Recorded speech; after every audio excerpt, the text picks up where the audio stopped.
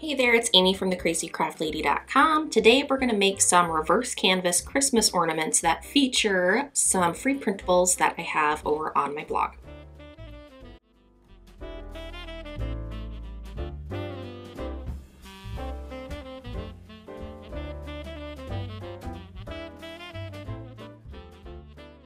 So first things first, we're going to start out with some little stretched canvases. Now these are from the craft store. They've been in my craft stash forever, but get any type of canvas that you want. I, for this project, like the thicker gallery canvases because you get a more substantial wooden frame that I'll show you here in a second. These are 5 inches by 5 inches, but use, whatever size you want. Start with a pen blade or a razor blade or something, and you're just going to cut the canvas off of the wooden frame. If you've seen any of my other reverse canvas tutorials, this is not a new process. The only thing that's different this time is we're using a thicker wooden frame than I normally do. Normally the wooden frames are like a 1/4 inch thick. This one is like a full inch thick, and it just makes a more substantial frame for our ornaments. So cut off all of that canvas and then separate it from the wooden frame. This can be kind of tricky, but I've done this several times, so I'm kind of a pro at it by now. This one, because it was such a thick canvas, had like almost like a caulking, rubbery thing that was going on. So I pulled out my pliers and I tried to remove as much of that as possible. This is really an optional step. I just like for my ornaments, like for the back, to look as nice and clean and polished as possible. So it's really a matter of personal preference here.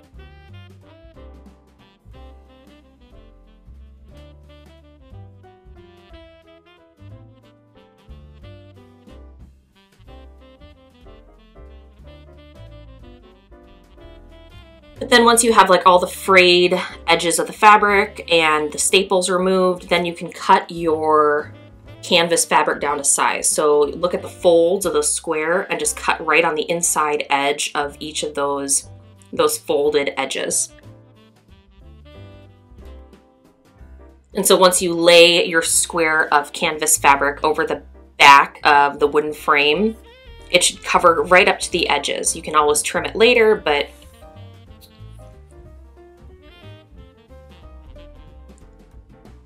like I said, because I like to have finished, like nice polished looking backings, I like to try to get it as perfect to the edge of the wooden frame as possible. Next up, you're going to want to grab your printables. So these are off my blog. I designed them. They're free for my email subscribers. I will link to them below. But I think I printed all of these out at like 11 or 12%, so pretty small. Just because that wooden frame is so thick, the opening for any image has to be pretty small. And so I just kind of trimmed this down to size. It doesn't have to be exact. It's smaller than the square piece of canvas, but whatever you want. And then grab some Mod Podge, any type will do, and a flat paintbrush, and give a nice coat of Mod Podge onto the canvas fabric. Then lay the printable down centered on the canvas fabric and smooth it down with a smoothing tool. I have a special smoothing tool that came with some of my craft vinyl because I do Cricut crafts, but use any type of smoothing tool that you have, even a gift card or a debit card that you don't use that often. So smooth that down, make sure there are no bubbles, and then let it dry for a minute or two. And then it's time to hot glue the frame onto the canvas. So add hot glue to the back of the wooden frame all the way around the edges, and then flip that wooden frame over and make sure that your image is centered inside the wood frame. Work quickly before the hot glue dries, and then press it down, and then you can flip it over and smooth the canvas onto the wooden frame. So now we have a little mini framed image. This could be like, you could leave this as is, and it could just be something to like set on a bookshelf or decorate with, but we're gonna hang these as ornaments. So you're gonna need twine, wood beads, and screw eyes. I got these at Home Depot in like a pack of 100, so I can make lots of ornaments. So you're just gonna need 2 per ornament. Because the wood on these stretched canvas frames is pretty soft, I was able to kind of just push that screw into the wood and then twist, and from there the screw was able to catch and take hold, and I was able to screw it in. If you need to, drill a tiny pilot hole, you can, but for me that wasn't necessary. Then once you have the 2 screw eyes in place on either end of the top edge of the wooden frame, Come in with a little bit of twine. This is from Dollar Tree. Tie it on one side, then string on some wood beads.